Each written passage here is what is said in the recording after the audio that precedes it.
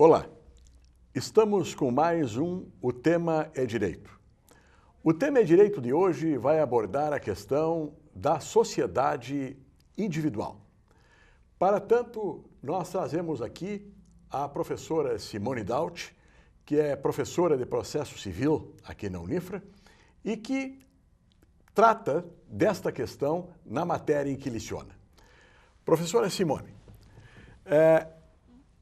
qual a alteração que houve recentemente com a possibilidade de alguém individualmente constituir uma firma cuja responsabilidade patrimonial dele fique limitado ao valor do capital social?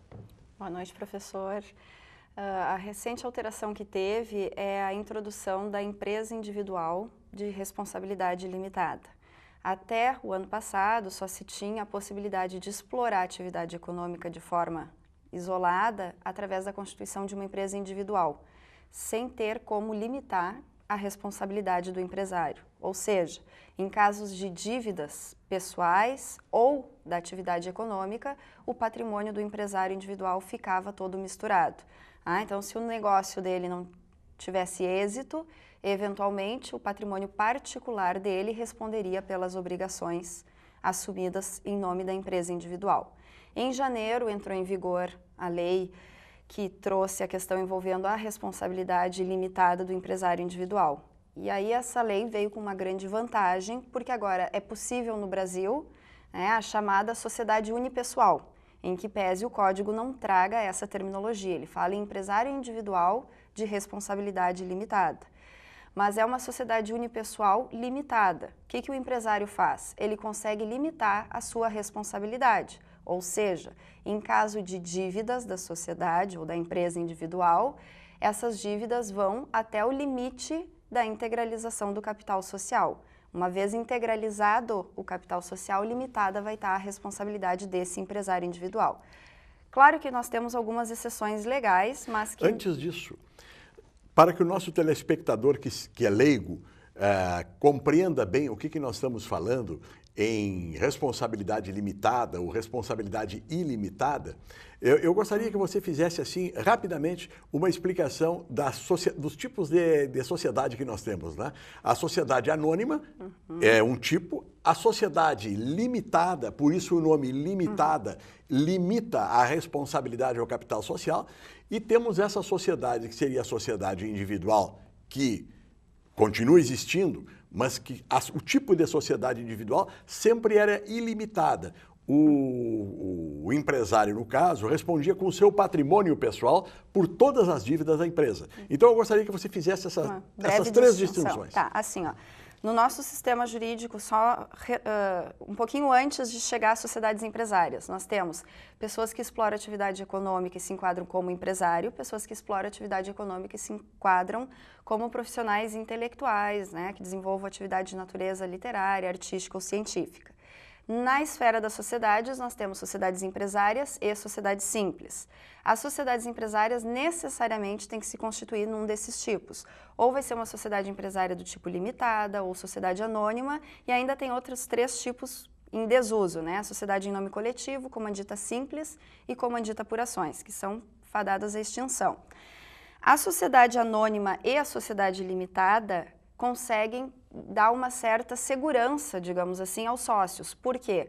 Porque uma vez integralizado o capital social ou uma vez pago o valor das ações, limitada estará a responsabilidade desses sócios ou desses acionistas. Isso significa que, em caso de insucesso da companhia, em caso de insucesso da sociedade, sendo que o risco é inerente a qualquer atividade econômica, os sócios, como regra geral, não vão responder com o seu patrimônio particular. Salvo se na limitada tiverem agido de forma temerária ou fraudulentamente. Isso, tem exceções legais quando ocorre a desconsideração da pessoa jurídica, né, que é a confusão patrimonial ou comprovação de um ato fraudulento. Existem algumas outras exceções também da lei de dívidas previdenciárias, lá na lei do INSS.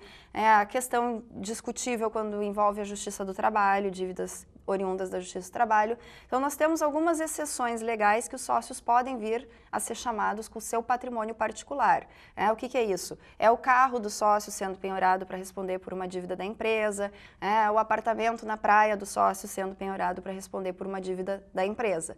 Mas, volto a repetir, essa não é a regra geral. Regra geral, integralizado o capital da sociedade, ou pago o valor da ação, limitado estará a responsabilidade desse sócio ou desse acionista.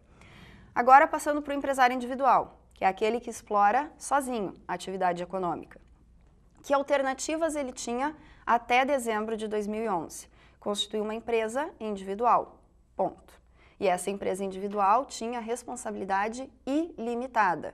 Ou seja, em caso de insucesso da empresa individual dele, todo o patrimônio ia se confundir. Todo o patrimônio pessoal, particular ou da sociedade acabaria respondendo por essas obrigações. Poderia ser penhorado, e poderia ser levado à asta pública.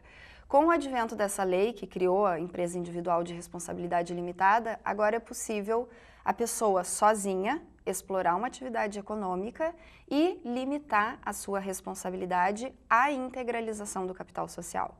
Então, se esse empresário tiver constituído na forma da EIRELI, Empresa Individual de Responsabilidade Limitada, ele só vai responder como sócios numa sociedade limitada, até o limite da integralização. Integralizado o capital social, ele não responde mais com o seu patrimônio particular, salvo, por óbvio, as exceções legais, em caso de desconsideração da pessoa jurídica, dívidas do INSS, enfim.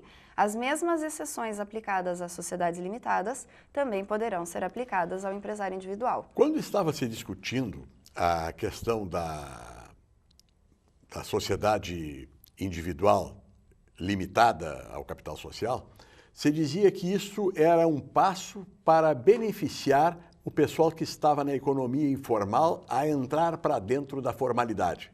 Mas parece que não é bem assim, porque há um piso, há um mínimo do capital social exigível para que a sociedade seja individual e com responsabilidade limitada. Isso. Assim, o empresário individual de responsabilidade limitada, essa lei veio a ser criada e a gente lê muito a respeito disso, para tentar regularizar as sociedades limitadas de fachada, digamos assim. O que eram as sociedades, ou o que são as sociedades limitadas de fachada? Como o empresário individual, até 2011, não tinha opção, ou ele explora uma atividade econômica e corre o risco de responder, em caso de insucesso, com o seu patrimônio particular, de forma individual, ou ele procura um sócio, que tenha 1%, que tenha 2% do capital social, para figurar como sócio e poder ter a opção de se constituir sociedade de responsabilidade limitada. Então, como muitas sociedades no Brasil têm esse foco, são constituídas por sócios, sendo que um é o que explora atividade econômica, o outro simplesmente figura no papel, houve essa modificação legislativa, visando a evitar a criação de novas empresas com esse objetivo, com o objetivo de ter um sócio só no papel, um sócio só de fachada. Uma outra coisa que houve com o objetivo de regularizar os profissionais informais foi a criação do MEI, o microempreendedor individual. Esse sim. Que é uma situação diferente da que nós estamos conversando. Diferente, totalmente diferente. E onde é que está a diferença? O MEI, ele é um empresário que vai explorar de forma ilimitada, mas a ideia é a seguinte, é para pequenas atividades econômicas, que têm um faturamento bruto anual até 60 mil reais, que contem com apenas um funcionário, que receba até um salário mínimo. Então, assim, tem algumas restrições visando estimular aqueles que estavam desenvolvendo uma atividade informal, pequenas atividades econômicas, para passar para a formalidade. Para se constituir na forma de MEI, de pequeno empresário, é extremamente simples, não há custas, isenção para o registro, o procedimento é bem simplificado, não há burocracia que existe para se constituir na forma de empresário, quer empresário individual ou empresário individual de responsabilidade limitada, ou como uma sociedade. Então, a lei que criou, o MEI que trouxe, foi visando a essa questão que o senhor tinha referido anteriormente, regular esses profissionais que desenvolvem atividade econômica informal. Só que, para o MEI, o máximo do faturamento anual é 60 mil reais. Ou seja, Este valor é o máximo que ele pode faturar, não se trata do lucro, é o que ele recebe e dali ele vai tirar todo o custo. Faturamento bruto. E esses 60 mil reais, ele é fixado com base em algum índice indexador? Como é que se atualiza isto? Assim, esses valores devem ser constantemente revisados, mas a lei ainda fixa ele em 60 mil. É a mesma regra das microempresas e empresas de pequeno porte, né? Que o limite das microempresas está em 360 mil reais e das empresas de pequeno porte de 360 mil a 3 milhões e 600, faturamento bruto anual. É o governo que tem que editar as leis para... Certo. Agora, voltando ao empresário individual de responsabilidade limitada, para que ele constitua a sua empresa nesses moldes, ele precisa ter um capital social de quanto?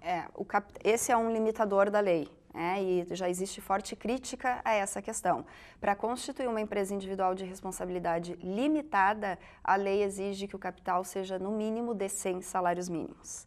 Então, é um capital social bastante elevado se a gente considerar as atividades desenvolvidas pelos empresários individuais, que normalmente são atividades de menor monta. As atividades maiores normalmente são desenvolvidas por sociedades. Agora é interessante, né? A Constituição veda que o salário mínimo seja utilizado como indexador de qualquer coisa. No entanto, uma lei federal vem indexando o salário mínimo como o patamar para a constituição de um capital social. Com base nisso aí que o senhor falou, já existe uma ADIM, e a ADIM se sustenta em 2 pontos. A vedação de indexação pelo salário mínimo e o segundo ponto, que eles buscam modificar essa questão dessa limitação em razão dos 100 salários mínimos, diz respeito afronta ao princípio da igualdade.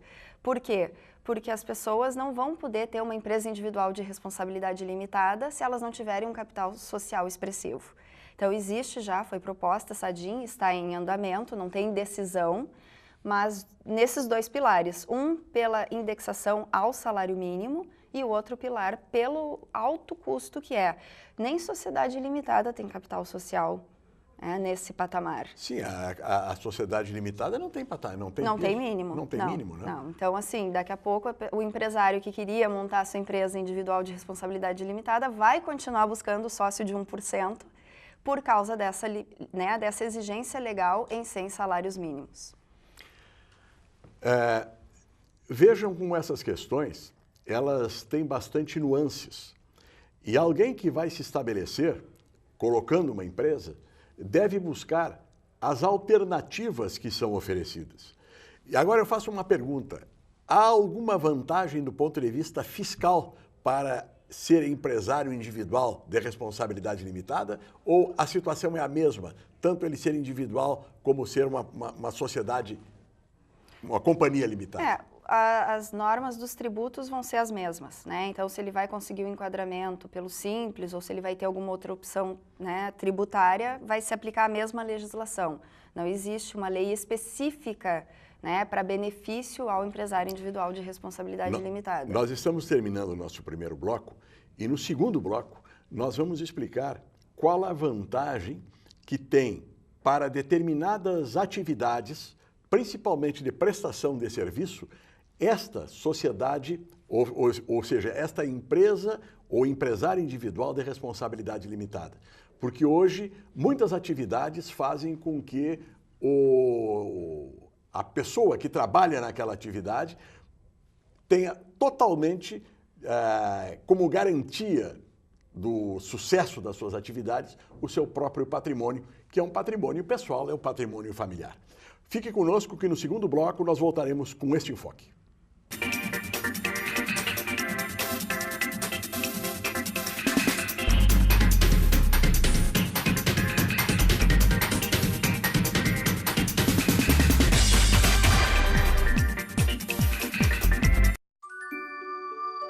Existe um lugar onde eu me sinto muito feliz, porque eu brinco, dou risada, aprendo coisas novas e tenho um monte de amiguinhos. Alguns contos de fadas são reais e precisam de você para traçar um final feliz. Entre em contato conosco e saiba como ajudar.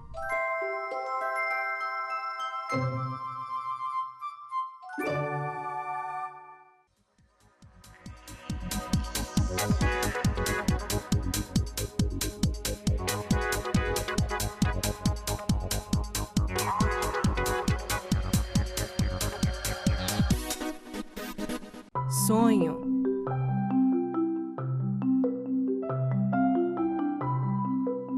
Esperança.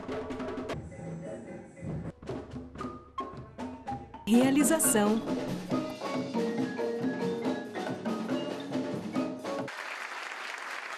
Cuíca, promovendo inclusão social através da música, transformando sonhos em realidade.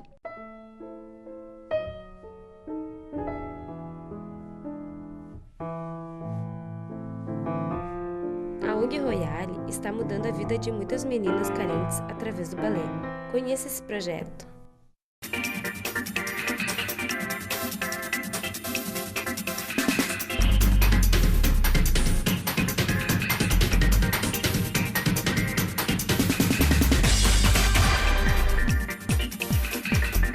Este é o segundo bloco do Tema é Direito de hoje.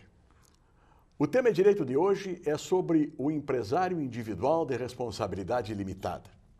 Um novo tipo de constituição de uma empresa em que não é necessário ter mais de um sócio. Uma pessoa somente pode constituir uma empresa e ter a sua responsabilidade limitada ao capital, como nós vimos no primeiro bloco.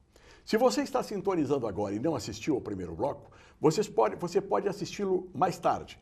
Às 0h30 de hoje, ou de hoje para amanhã, temos a reprise desse programa. E se você preferir maior comodidade, acesse o site da Unifra, TV Unifra, e lá estará o nosso programa integralmente em vídeo pelo YouTube. Nós conversamos hoje com a professora Simone Daut sobre o empresário individual de responsabilidade limitada. E nós falávamos no fechamento do bloco anterior e abertura deste, que nós trataríamos agora de um tipo de empresário que normalmente não é tido como empresário, ele é tido como profissional liberal. Né? Vamos pegar o exemplo do médico. Um médico, se ele eventualmente for responder a um processo por responsabilidade profissional, ele pode ter o seu patrimônio todo consumido nesta indenização que é devida. O mesmo se aplica a um dentista, a um engenheiro, sei lá, qual é outras profissões.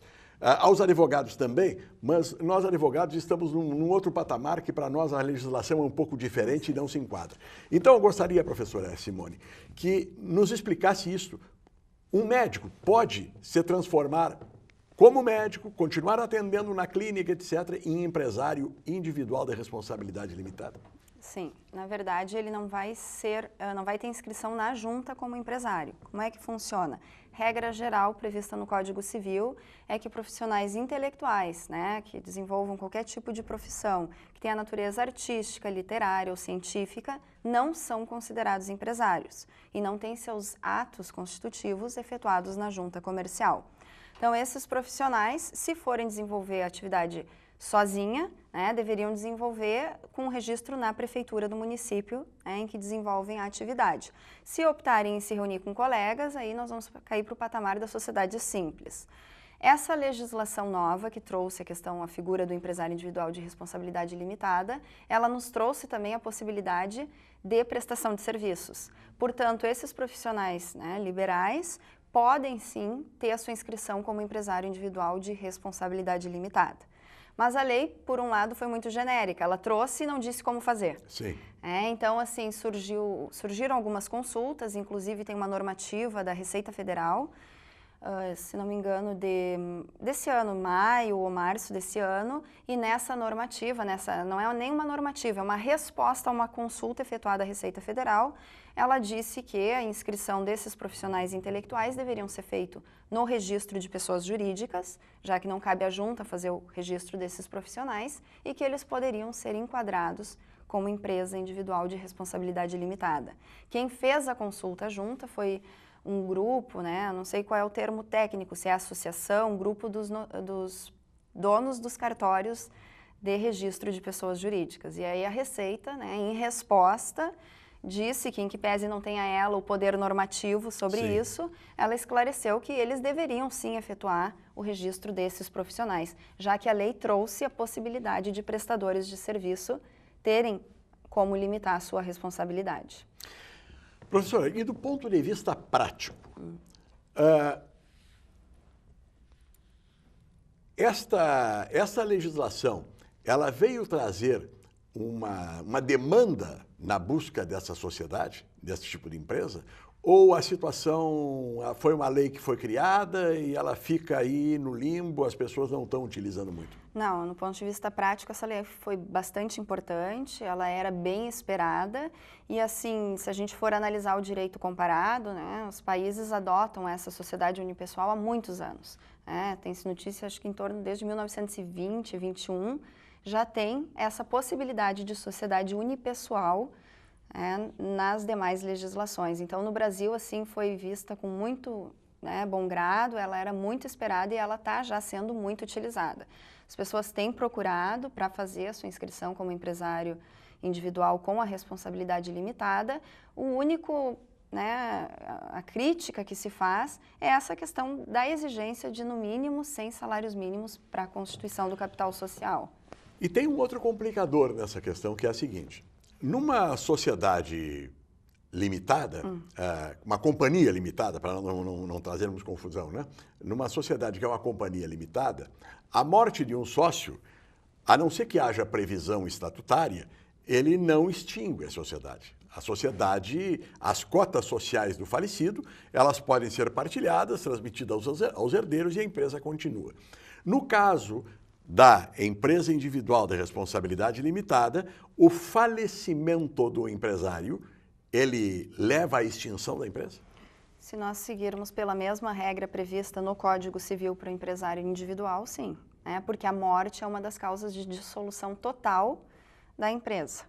E aí, com relação à sociedade, o contrato pode ter essa previsão, como não pode silenciar. E se ele silenciar, as cotas ou vão ser pagas aos herdeiros, ou eles vão ingressar na sociedade, aí vai depender do que o contrato deliberar. Mas, caso contrário, só no caso de ter uma cláusula expressa que a sociedade limitada vai ser extinta, é que ela vai ser extinta. Isso não ocorre com a empresa individual. A sociedade limitada, mesmo que tenha só 2 sócios e um venha a falecer, existe a previsão legal que ela vai continuar em atividade por até 180 dias. Sim, é o tempo necessário para ele restabelecer a pluralidade dos sócios. Então, nós temos uma sociedade unipessoal temporária. Se nesses 180 dias ele não conseguir buscar outro sócio ou não tiver interesse, aí sim ela vai ser extinta, salvo se ele se transformar em empresa individual ou empresa individual de responsabilidade limitada. Isso não ocorre na empresa individual. E como é que funciona o patrimônio da empresa individual de responsabilidade limitada? Ele fica em nome da empresa ou ele fica, digamos, um imóvel em nome de uma empresa individual de responsabilidade limitada? Ele está em nome da empresa ou em nome do titular da empresa? Ele fica destinado à empresa individual de responsabilidade limitada. Ele está na empresa individual, no nome da empresa individual. Por isso que existe essa distinção. Antes até, quando é só empresário individual, existe também essa diferenciação. Sim. Mas isso são lançamentos contábeis. Então, contabilmente, tu tem como separar o que é da empresa e o que é da pessoa física. Mas eu digo em termos, por exemplo, de escritura ou de registro de imóveis. Não é? Como é que fica? Ela está em nome do empresário individual. Mas com CPF e não com CNPJ para fins tributários. E não CPF. Isso, tem a inscrição no CNPJ, sim, que daí dá equivalência para fins tributários. Mas o maior problema que existia é que quando se busca no registro de imóveis, para uma penhora, por exemplo, acaba se misturando tudo. Sim. Independente de ser da pessoa física ou da empresa individual, daquele titular. E atualmente, sendo da empresa individual, com o falecimento do titular, esses bens, naturalmente, a empresa é extinta e os bens revertem em favor dos herdeiros. Primeiro vão ser pagos as dívidas, porque para fazer a extinção da empresa, para fazer a dissolução, tem que ser feito um levantamento do ativo e do passivo. Sim. E aí, ultimado... É como se fosse um inventário. E aí ultimado, tudo, pagam, as sobras vão ser partilhadas daí no inventário. No inventário propriamente dito. E transfere-se para os herdeiros na proporção que cada um tem direito, Aí segue o procedimento do inventário. A sobra que houver vai entrar em bens, em direitos, a serem partilhados. Provavelmente esse valor de 100 salários mínimos colocados é exatamente para evitar que alguém, de forma, digamos, mais esperta, não é? Acabe constituindo uma empresa para o fim específico de dar o golpe em alguém? Seria isso? Será? Porque se é isso, não se justifica, porque ele pode também constituir uma outra empresa, sociedade limitada, colocando alguém com 0,2%? Não, esses 100 salários mínimos, assim, eu não sei qual foi o critério determinante, mas ele é um limitador. E aí as pessoas estão, às vezes, deixam de constituir uma empresa individual de responsabilidade limitada porque não conseguem chegar a esse capital social mínimo. Então, assim, pela questão de dar um golpe, né, na praça, eu acredito que não seja o objetivo do limite. O objetivo, talvez, do limite é para assegurar credores, mas que não existe nas limitadas. Então, razão maior assistiria para se exigir um limite numa sociedade limitada, correto, que normalmente desenvolve, né, uma atividade econômica um pouco mais expressiva do que de um empresário individual. Que, pelo que a gente vê na prática, empresários individuais têm atividades menores. Se você vai ter um risco maior, se você vai ter investimentos maiores, você opta, usualmente, pela constituição de uma sociedade. Então, não acredito que seja pelo viés, né, de dar um golpe, defraudar esse limitador. Mas assim, é uma situação complicada essa questão desse limitador. Mais uma explicação que é para o telespectador, normalmente, que fica prestando atenção e passa a não entender, às vezes, determinadas questões. Tanto na sociedade, na companhia limitada, quando temos mais de um sócio, como na sociedade ou na empresa individual de responsabilidade limitada, para que a responsabilidade fique limitada ao capital social, é necessário que esse capital esteja integralizado, né? Então, o que seria integralizar o capital? É colocar o dinheiro ou os bens na empresa. Então, digamos que o capital social é de 600 mil, você vai ter que colocar, né, integralizando para a empresa um automóvel, um imóvel, ou uma conta dinheiro corrente em conta, mas não precisa ser só espécie, né? São todas as formas de bens móveis e imóveis. E tanto na empresa, que é companhia limitada, com vários sócios, como na sociedade individual, se o capital não for integralizado, a responsabilidade é pessoal. É pessoal. Enquanto não integralizado o capital social, os sócios respondem solidariamente pelo todo. Então, se for numa sociedade, todos os sócios podem ser chamados. Se eu integralizei a minha parte e o senhor ainda não, eu não posso dizer, não, tem que cobrar do Blattes porque o Blattes ainda não integralizou. Não interessa. Todos os sócios são solidários pela integralização do todo. Mesmo aquele que já integralizou é responsável pela outra parte? Frente a terceiros, porque terceiros não têm culpa da relação entre os sócios. Depois ele vai buscar o valor. E sequer conhecem a relação, às vezes, se está integralizado. Então, assim, se nem entre os sócios, né, as pessoas conseguem se entender, quiçá com terceiros.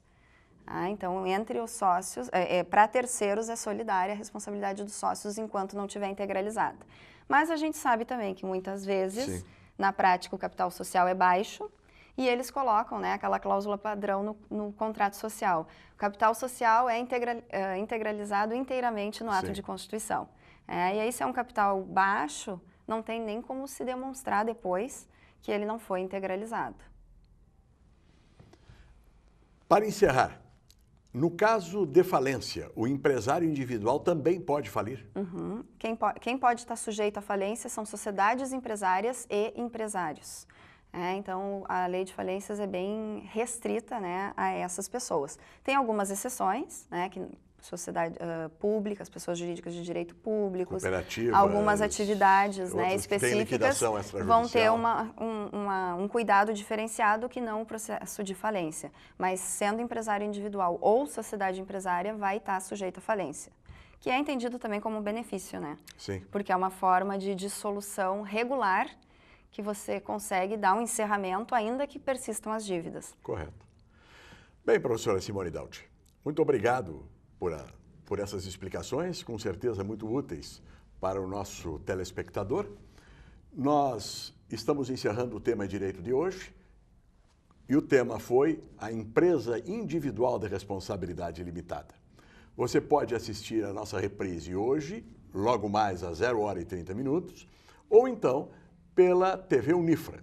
Basta acessar o site da unifra.br, não é unifra.com.br, é www.unifra.br,